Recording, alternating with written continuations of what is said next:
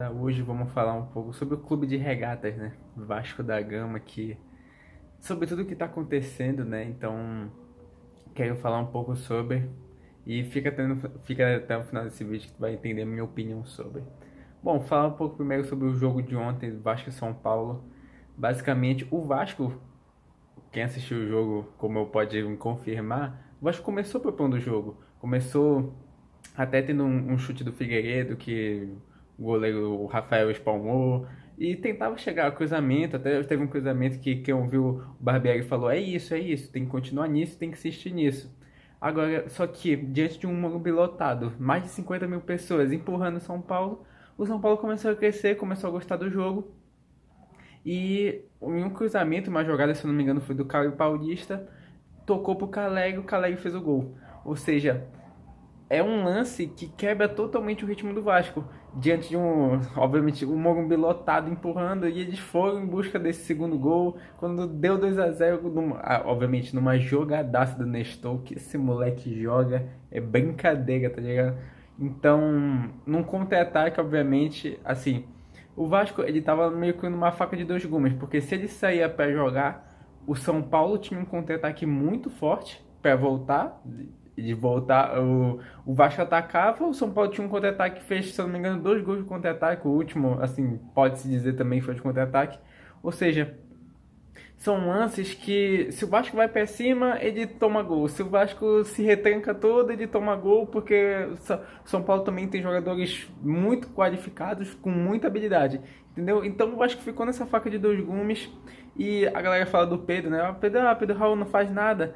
Cara, para a função do Pedro Raul, é complicado dizer, porque ele tem que defender, ele quase não recebe a bola, ele praticamente no jogo todo contra o São Paulo ele não recebeu uma bola, ou seja, como a gente vai falar de um cara que, da habilidade dele de fazer gol, se a bola não chega para ele, cara, ele não é do tipo que tenta buscar a bola, tenta fazer essa transição, né, entre o meio de campo, os ataques, os pontas. Então, se a bola não chega para ele, não tem o que fazer, cara. Ou seja, é complicado essa situação do Pedro Raul, e é complicado também a situação do Barbieri, porque tudo bem que essa galera da 777, eles têm, assim, um formato gringo, que os técnicos têm que ficar mais, né?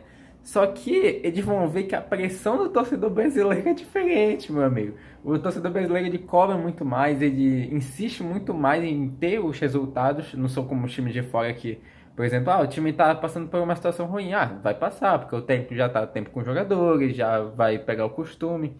Então, eles vão, se eles obviamente começarem a ouvir o público e tudo, eles vão começar a entender essa pressão do torcedor do Vasco. Obviamente, o Vasco é um time gigante, o Vasco é um time que merece ficar na Série A e não merece estar nessa situação diante de todos esses torcedores fiéis, todos esses torcedores que apoiam o Vasco onde ele estiver, em qualquer cidade que o Vasco está, ele é aclamado, ele tem muitos torcedores que vão no setor visitante, praticamente lotam todo o setor visitante de qualquer estádio do Brasil, então não merece estar nessa situação.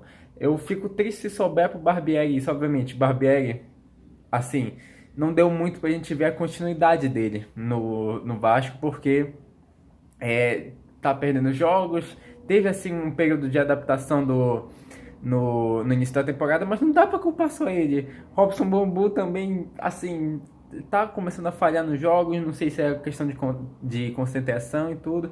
Ou seja, é uma faca de dois gumes, porque se o Barbieri não tá fazendo esse time propor e o Vasco não tá conseguindo propor esse jogo que talvez o Barbieri tenha idealizado. Então, foi isso desse vídeo que eu queria falar um pouco sobre. Deixa aqui nos comentários a opinião de vocês sobre o que está acontecendo, sobre qual vocês acham que deve ser o futuro do Vasco. Então, tamo junto, rapaziada. Deixa aí nos comentários e é nóis.